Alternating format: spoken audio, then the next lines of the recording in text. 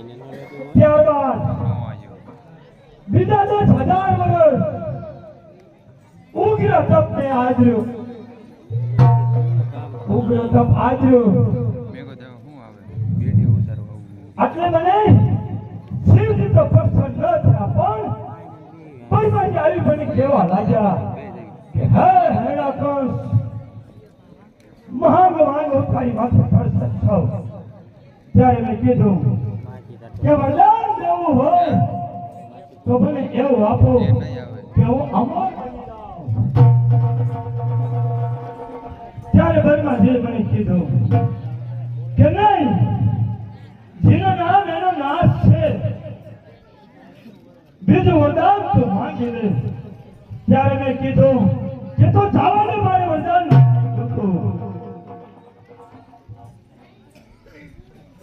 ત્યારબાદ પાછો મેં તપ ચાલુ કર્યો. પદ આસન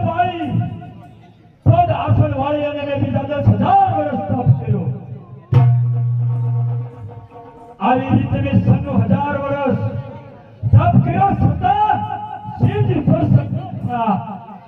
પણ પાછા બ્રહ્માજી આવી મને કહેવા લાગ્યા કે હા હેણાકંસ, મહાભગવાન આજ તારી માથે પ્રસન્ન છું. ત્યારે મેં કીધું કે હે બ્રહ્મદેવ, તમારે જો મને વચન આપવું હોય તો એવું વચન આપો કે મારું મૃત્યુ જ નહીં. ત્યારે બ્રહ્મદેવે મને કીધું કે નહીં હેણાકંસ, જેનું નામ એનો નાશ અવશ્ય છે.